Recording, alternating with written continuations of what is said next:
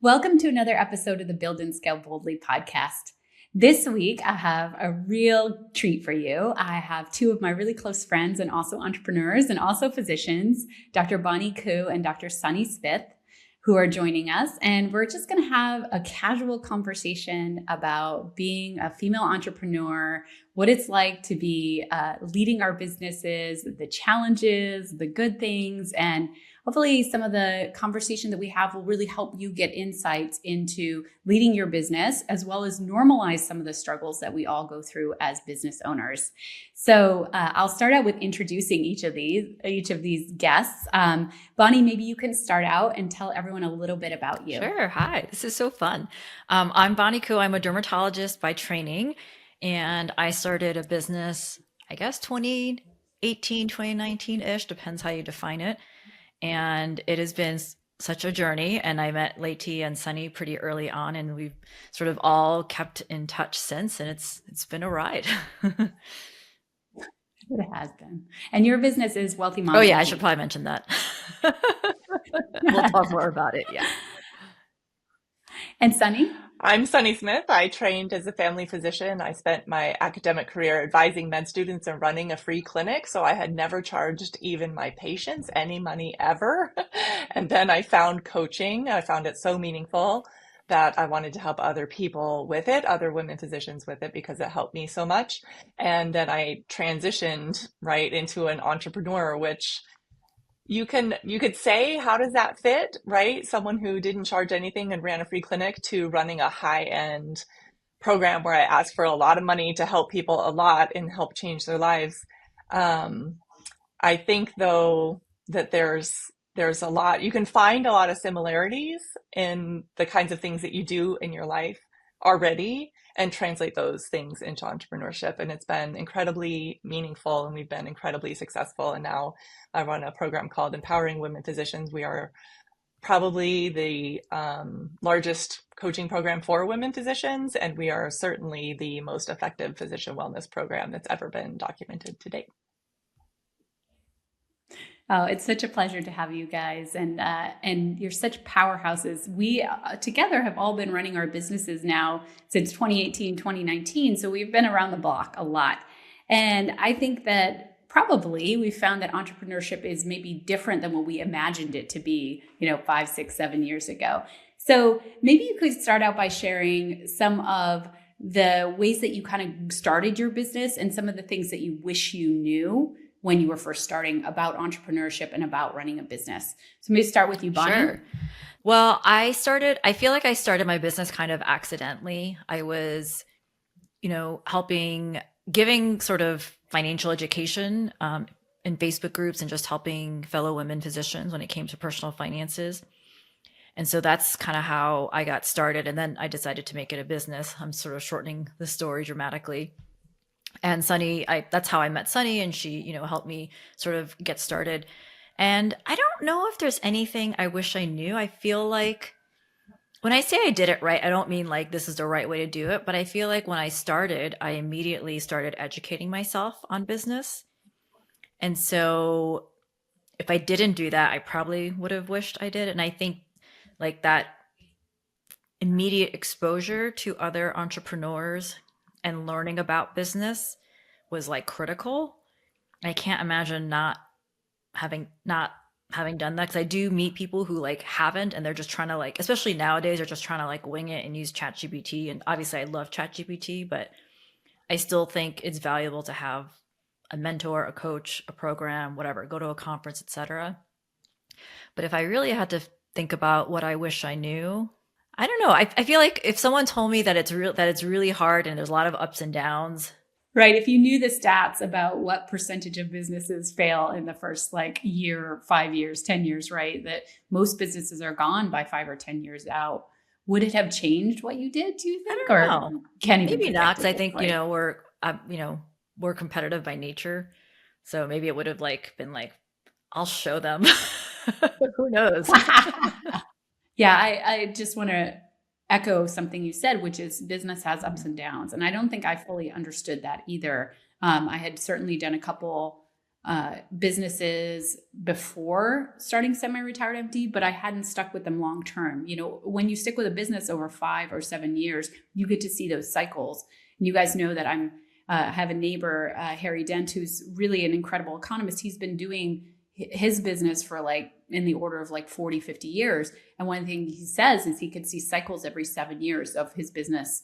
And I don't think that I fully realize this either, the extent at which business and the environment will change and the business will wax and wane over time. It's really an insight that definitely I wasn't aware of when we first started.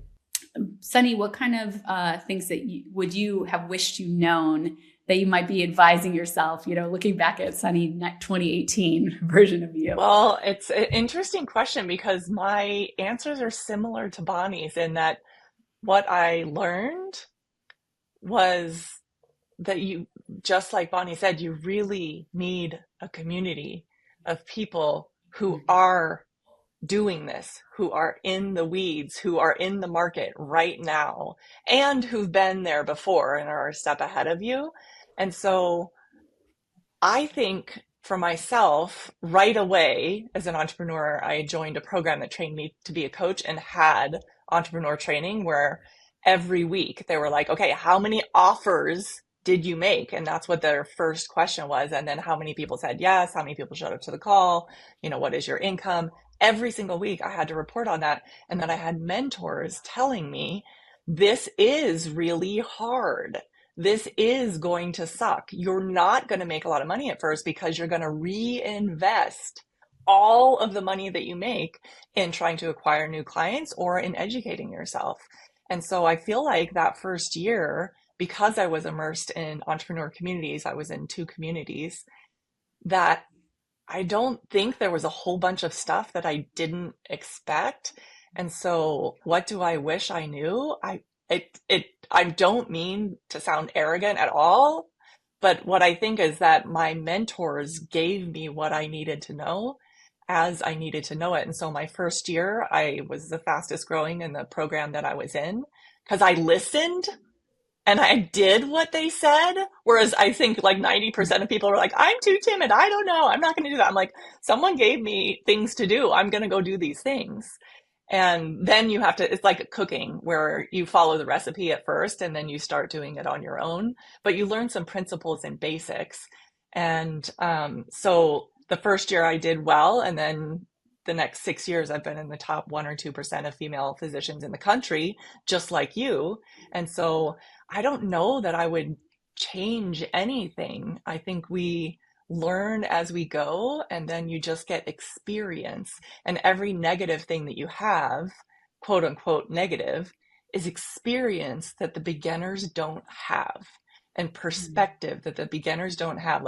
You think it's going to be all over because something doesn't go well. And then by the time you're the person who can mentor others, you're like, yeah, that's just part of the game. What do you do in response to that is what matters. And I did have mentors who said that from the beginning. So I can't overemphasize that for people who are in entrepreneurship. Yeah, I think a lot of business owners are truly out there doing it on their own, and they don't have mentorship, they don't have communities, and that perhaps is part of why the failure rate is so high. Because when you think about it, all of us as lifelong learners, luckily, we really exposed ourselves, spent the money and the time to learn from people who had businesses for many, many years, right? For me, it was a lot of Tony Robbins, a lot of Keith Cunningham. These are people who have been in the business arena for 40 plus years. You guys had different mentors, but we all invested in learning from people who had already done it. And so that may have been part of how we're still sitting here this many years later and how we have had the success that we had, whereas most businesses would have gone under, many, many years ago.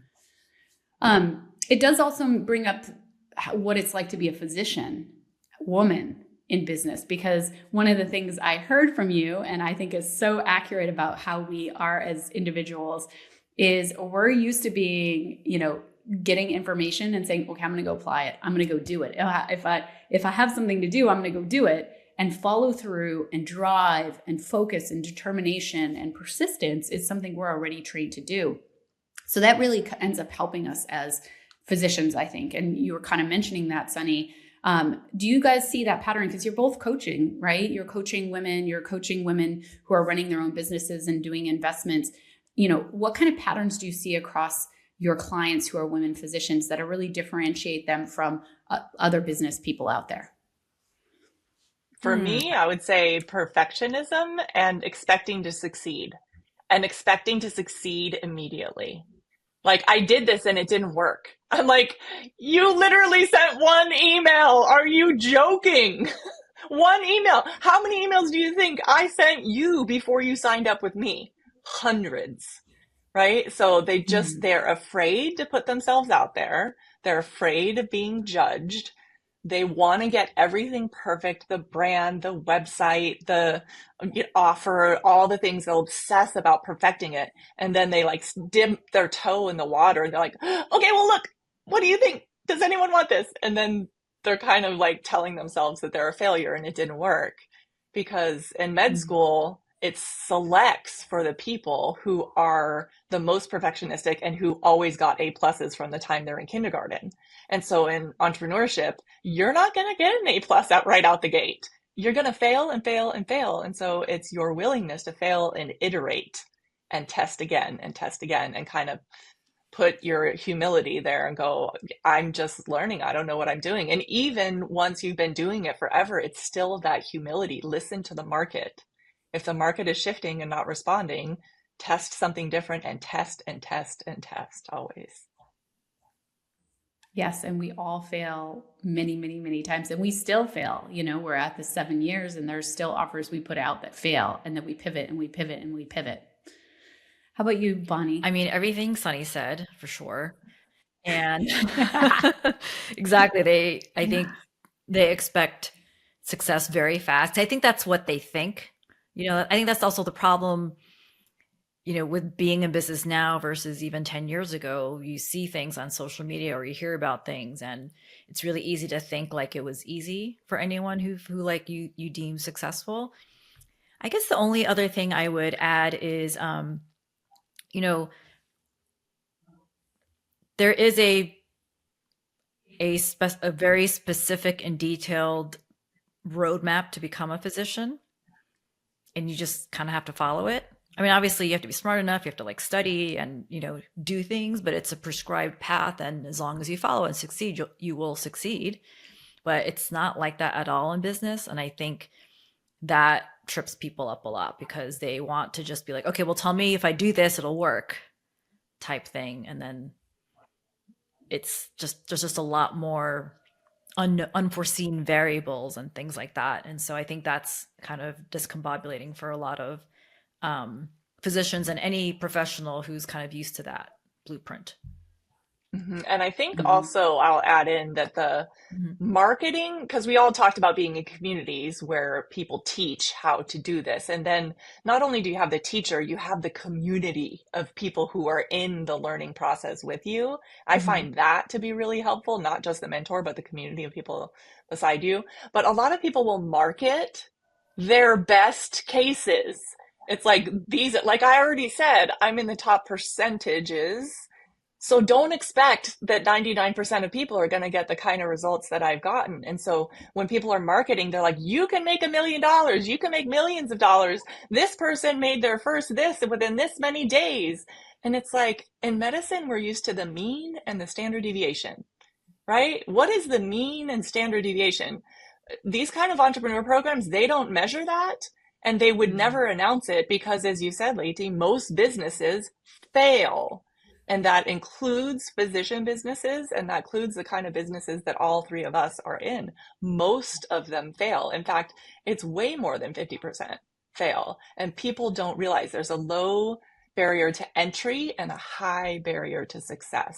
So I think that disconnect with the expectation, if people would be more honest and say, a lot of you are not going to stick with this. A lot of you are going to try real hard and it's not going to work out. And so if you're going to expect to succeed, you're going to be a standard deviation or two above the mean. So are you willing to put in that work? Yeah, it makes me think of, I've been having a lot of conversations with one of my partners in one of my businesses. about entrepreneurship and talking about a lot of the things that you guys are talking about. You really, Tony Robbins calls it being a gladiator, right? You're in the arena and you've got to keep picking yourself up. And do you guys think it's a certain type of personality that can be an entrepreneur, or do you feel like anyone can be an entrepreneur? You just have to have the training to be an entrepreneur. Oh, that's a good question. I don't know. I mean, I never thought I would ever do anything like this. And if you even like said that this could be something I do in the future, I would have not believed you.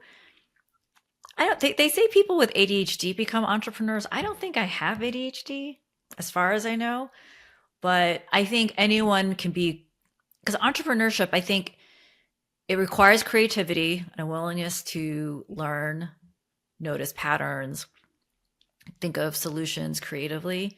So I think in that sense, anyone can if that's kind of how their mind works. So I'm not sure if that really answers the question, but I don't know if I could say that it's meant for everyone. Because I also think every entrepreneur needs a good, number two, who is probably not an entrepreneur, like in the strict definition, but everyone needs, a number two. And so I think, so maybe the answer is I don't think everyone is meant to be an entrepreneur. How about you, Sunny? Yeah, I think that people who are in business know that there is this type of person who is a visionary. And that is a different type of person who's willing to ideate something out of nothing and then go make it real. People who are willing to be dreamers, right? You really have to dream and see something that everyone else thinks is crazy and be willing to go forth and listen to your best friends and family say that you are crazy for doing this. Because especially as a physician, why don't you keep your high paying, highly skilled job that you spent 12 years studying for? Why would you ever consider doing anything else? So I think that there is like if you take in my program, we take certain kinds of personality tests and strengths tests, and there are personality types that are much more likely to become entrepreneurs and to be willing to succeed as entrepreneurs. So yes, I think a lot of people who value security and stability highly, this is not for them. Yeah. Right? This is not for you. You have to be a certain kind of person with a certain kind of risk tolerance to be willing to go, and also be willing to put up with people who are haters and live a public life. So it is for a certain kind of person. And just like Bonnie, I never, ever saw myself doing this. I thought I would be a physician until I was 65, running a free clinic and then retire. And so it's like feeling called. A lot of entrepreneurs sort of fall into something and then feel called to continue. Yeah, and I agree. I also never thought I was going to be an entrepreneur. I was going to go work in developing countries and be a doctor. One thing I've noticed is hunger is one of those things that I've noticed a pattern of people who maybe don't initially succeed, because I think eventually if you're persistent enough and you start to learn the skill set, I think that probably most people can succeed if they have hunger for it. And that's, I think, what you're talking about, Sunny. It's a calling for something bigger. It's a calling for an impact bigger than you. But if you don't have hunger, I mean, as an entrepreneur, you have to drive yourself. You have to show up, you have to think differently. Something fails, you pivot, you go back at it. There's a lot of persistence. And I think in some ways, I've also been thinking about the growth mindset and fixed mindset, Carol Dweck's book. And so many of us physicians actually were raised with fixed mindsets. One of the things I love about you, Sunny, is I think you're raising your son with like the hugest growth mindset. And I'm, to really like, it's such a cool model to see that. But so many of us were raised with fixed mindsets. I'm curious if you guys were, and then how we managed to get over time and become that growth mindset. Like, what was that shift? I mean, I think most people probably do grow up with a fixed mindset, because the vast majority of humans are, like, I don't know what percent, but I'm guessing it's pretty high. And then I think you get exposed to it, and then, depending on how long it takes for you to, listen and get curious about it. So I mean, I was exposed to it in my early 20s. I'm very grateful for that. And then I was having lunch with someone yesterday, and we were talking about how basically, like, we unplugged ourselves from the matrix. Yes. I guess it's like another way to describe growth mindset versus fixed. And it's like once you unplug, you can't like unsee it. And so I don't know, life is just so much more fun with a growth mindset. I no and you know, I still am a human being, and so I definitely notice when I, you know, regress isn't the word, but you know, tendencies. And so I think having that community and, you know, having lunch with someone locally where she's also a growth mindset person. Like yesterday I was like, I really need to make sure I hang out with people besides just going to conferences, which is fun, but like, you know, finding that local community of growth mindset people, because it's so easy to kind of get sucked back in, especially if some of the other things you deal with day to day are not like that, you know? Yeah. And I want to note that, you know, when Sunny was talking about how so many of us were raised in this like perfectionism of like, we have to have things perfect. We have to get that A+. There really is that fixed mindset of like, hey, I have to do this, right? That failure is not an option. And like, and that entrepreneurship really challenges that. I mean, you really, I think if you're in entrepreneurship enough, you must develop a growth mindset, because you're going to fail enough that you have to realize that the failures are what's leading you to the growth. And you have to be able to think about things and accept that you're not going to necessarily be good right out of the gate. You have to iterate and iterate and iterate and become better. And so it is a switch you have to, you know, go through. How about you, Sunny? Were you raised with more of a fixed mindset or growth mindset? And then how do you think that developed? Well, I think it's interesting because people think fixed mindset is negative. Like, if you were raised with that, like, what was that about? Was it a limitation? Were you limited? And, you know, if you read the book, saying that you're smart is fixed mindset, right? So I was raised, you are smart, you are special, you are always above the 99th percentile, you skipped a grade, you know, like, and that doesn't sound bad, right? That sounds good that my family recognized that and taught me that. But that's a fixed mindset, because you identify with yourself as perfect, or not that I identified as perfect, but as smart and as top of the class and as always getting it right.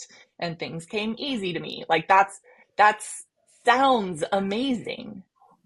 And it's the opposite of growth mindset, because instead of things come easy to me, I always get it right. Growth mindset is that praise is in the effort.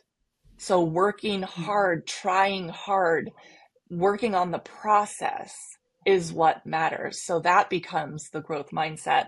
And I think for me, in part, my clinical work that I did for decades, I had to, you know, we had no funding for our patients, and I was dealing with people who had no possible solution in the usual healthcare solution system. And so I had to be incredibly creative. How can we do this? Where can we do this? Who can we help? Who can I call? There's 500 no's. This person has cancer and can get treatment. Please, how? And so there was like this process of, we're going to be with you here by your side, and I care for you, and I'm going to keep doing this process even though there's going to be 30 million people uninsured in the country, and there's no way I could make a dent in that. So I think there was, like, in terms of when did I start getting growth mindset, I think there was this idea of being willing to sit in the pain and not always have it perfect. And then that translated into entrepreneurship pretty well. Mm-hmm. And the persistence. You were obviously trained to have the persistence as well. So interesting. I went on a ski slope when I was younger, and I remember falling down and like being like, I can't get up, and my parents being there, my dad literally being like, you're going to figure it out. And he like skied away and left me on the ski slope. And like, you know, at that time I literally was like, I give up, you know, and maybe it's the times like those as an entrepreneur that you get yourself up, right? And you keep going and you try something different. But I was definitely not trained that way, except for those few hard times where it was challenging. So let's talk about what you're doing differently with your kids then, because I think all three of us are raising our kids a little bit differently than probably a lot of people out there. So how do you think about your kids' education, and how do you think about what you're training them in? Well, I feel like there's what I'd like to do, and then there's like reality.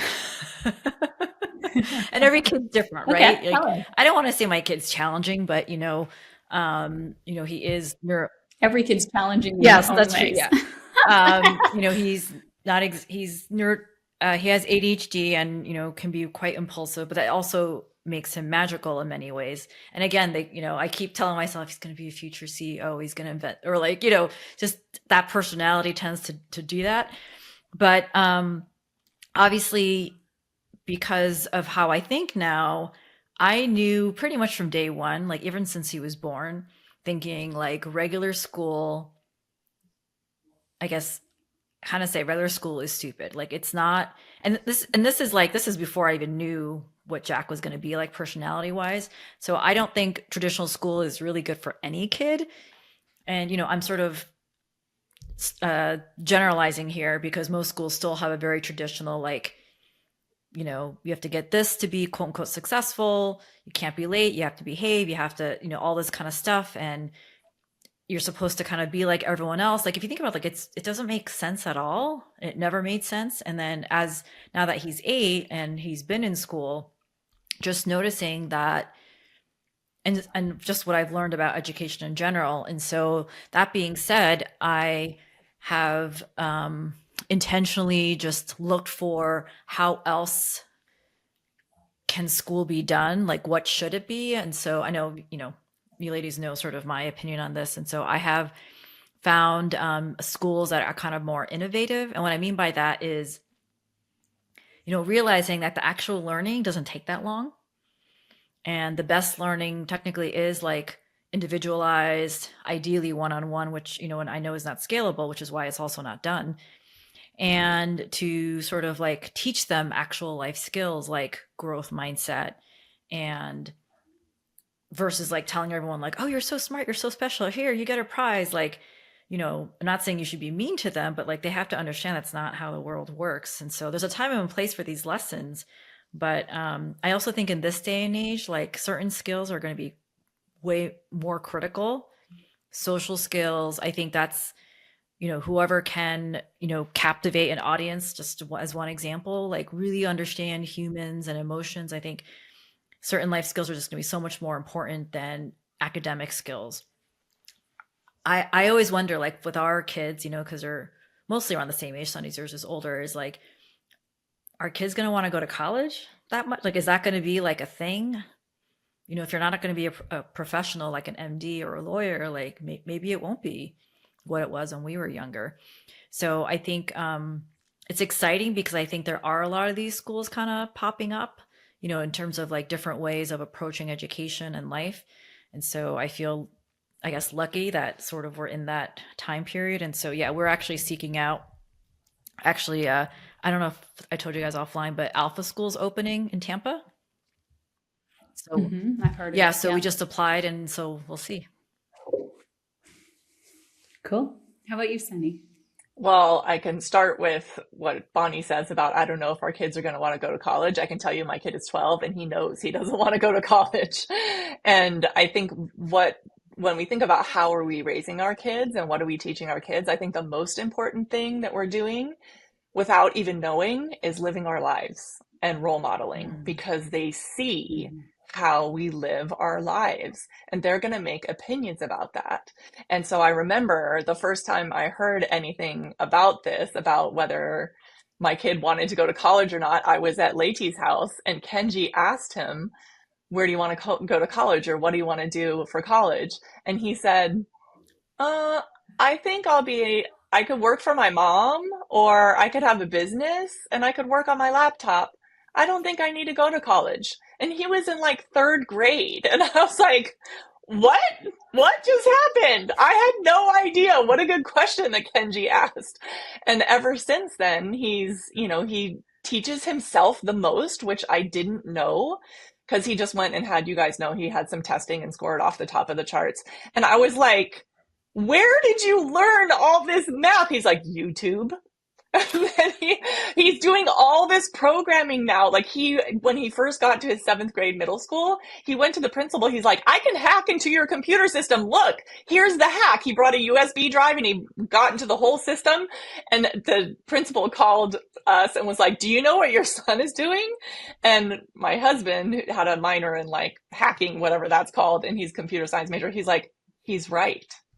There is a problem with your system. And so he wasn't in any trouble, but he does a lot of coding and he does a lot of advanced stuff and robotics.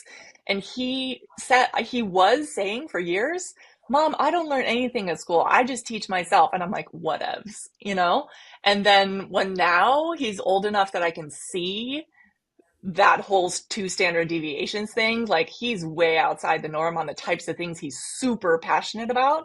And so that's like the visionary type of personality. You're super passionate about something and don't really care about all the other stuff. And so they tell him, well, if you're in this honors class, then you're on the honors path so that you can do well in high school and then you can apply. And he's like, I don't care. Why would I care if the reason you're telling me I need to care about being in honors is so that I can go to a good college? So that it's just not something I'm going to do. And when I talk to him about it, because he'll ask, do you care if I go to college? Because he says he doesn't even want to go to high school or even 8th grade because he's like, I teach myself. I'm like, that is not happening. You are going to finish high school. He's like, but why? I'm like, just because. Just listen. Those are the rules around here. And so I tell him, I think the job that you're going to have does not exist because it's 6 years from now that he's going to get out there and be college age. But you think about like the job I have did not exist when I was training in medical school and certainly didn't exist when I was in high school. Most of my job is on Zoom. There was no internet when I went to medical school. There was no laptops. There was no women sitting in their homes running companies. So I think particularly with AI and all the kinds of fields that he's in STEM, there's no way to know what he's going to do. And so I just love him following his passion, and he thinks outside the box and marches to the beat of his own drummer for sure. Mm-hmm. And I love this because all 3 of us kind of have different places that our kids are in school right now, but we're all instilling kind of similar values and similar, I think, allowing them to have that space of thinking outside of the box and doing something different. So you guys know my kids are homeschooled, except Leo. Leo started school this week. Really? That's what he wanted to do. Wow. Yeah, very interestingly. He and the nanny were kind of like butting heads, and I just thought, you know what? I bet he might really like school. Wow. So he went and he did the testing, and he was like, it was so amazing. It was quiet. I loved it. I was like, you like the standardized testing? Okay. And so he just started school this week and he loves it. So wow. Even within 3 kids, I have 1 kid who's chosen something different. The other 2 are like, no, we want to stay homeschooled. So it really even depends down to the kid. But in homeschooling, I'm thinking about financial education, which really doesn't happen in school, emotional education, which I know we're all giving our kids, is that mindset work all day, every day, right? In our interactions and in our modeling of that too. And then I developed a grading system. I don't know if you guys know this. And my grades are quality of work, which is, of course, did you actually do the math right? But then it's creativity and it's effort and it's growth mindset, right? And it's family contribution, because I want them to be, able to realize that that's a really important part, and then attitude. So I created my own grading system to reinforce exactly what I wanted. Mm-hmm. And I think, so there's such a variety of ways that we're all doing this. But I just want to point out that really we're all being very intentional about what our kids learn, how they learn, and not kind of forcing them to do what everyone else is doing, and appreciating also that each kid is completely different and maybe wants to learn different things and needs to learn in a different way.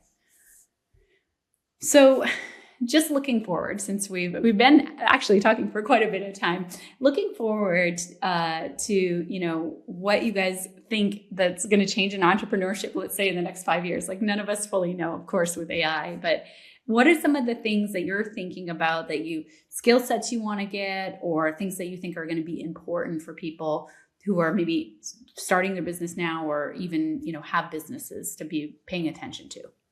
Well, that's a good question. I wonder if it also depends on what kind of business people have. But I mean, things are changing so rapidly. So I feel like before you didn't have to like necessarily know what was going on, but I feel like now it like you really do. And I'm actually not sure what is the best way. I think the best way to learn is to be in communities because someone's going to know, someone's going to hear something. Because if you're just sort of isolated in the corner, you're not going to know what's happening. And I'm seeing that even in the physician groups where we were just talking about clinical medicine, like just everything's changing so rapidly. What the patients hear, what they see, what they read. And so I think you have to, I guess the things people have to know is like they need to figure out how to keep up with stuff, like figure out some sources. And then you have to just be willing to pivot. Cause I think whatever's working now is probably not going to work in 6 months to a year. And so I think what is that skill set called? Like not resilience, like agility, being flexible. And I think those skills are just going to be so important now. And I think this probably really goes for any field you're in, right? Whether it's product based, online based, et cetera. And so I think I don't want to say things are harder now. I mean, in some ways they are, but then some ways they are easy because I think there are so many tools that make pivoting easy as well.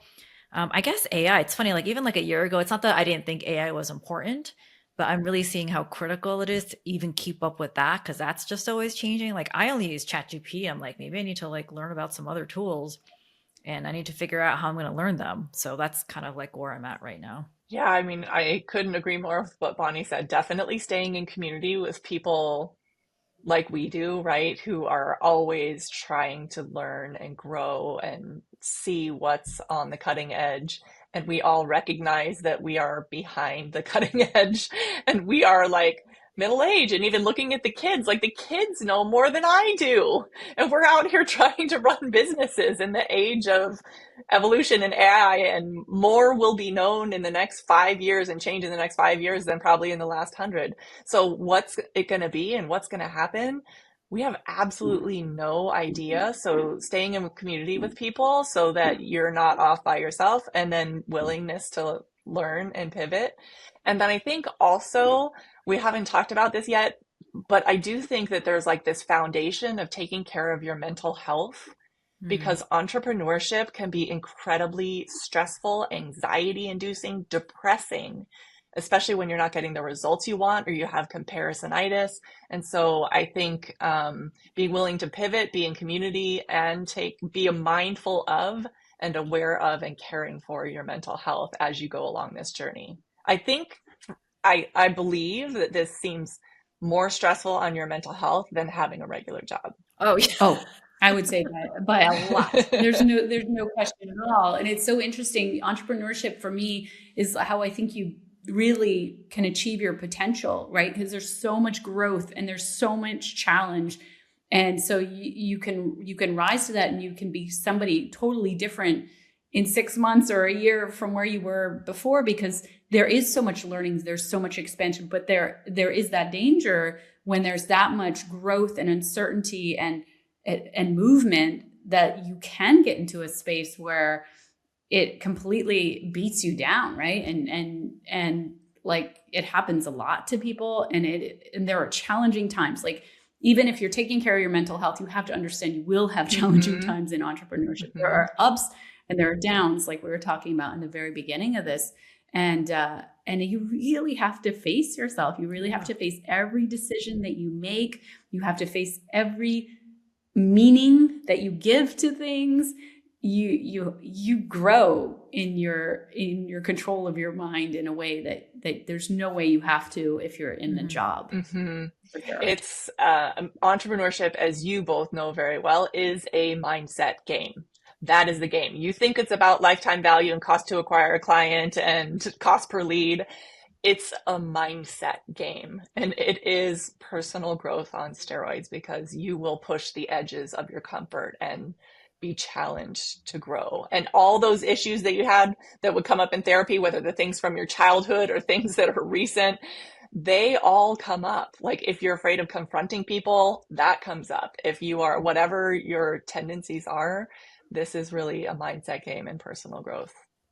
And I think what you just said was also important for people to realize is your business will take as much as you will give it, and it will take Yes. everything. And if you don't pay attention to the other pieces of your life, then that can also get you into trouble, because you might be succeeding at your business, but have challenges in the other part of your life because you've been so focused on your business. Or maybe it was easy to be focused on your business because the other parts of your life were challenging, and so you avoided those, but that will affect your business. So it's all tied together because it's all pieces of you. And so it's more than even paying attention to your mindset in your business, but actually look at your whole life and make sure all the pieces of your life, your health, get that attention, because it's no point to succeed in business and do some really great things and completely destroy yourself in the process. We want to have business. So sorry, I was just saying, I don't mean to speak over you, that we want business so that we can have a life that we want, that is fulfilling, that is meaningful, that is impactful, that is on our terms. Like Bonnie says, unplugging from the matrix. And so I see a lot of physician entrepreneurs take the burnout that they had overworking in medicine and feeling terrible into an entrepreneur space, overworking and feeling terrible, because that's what we know and it's what we're used to.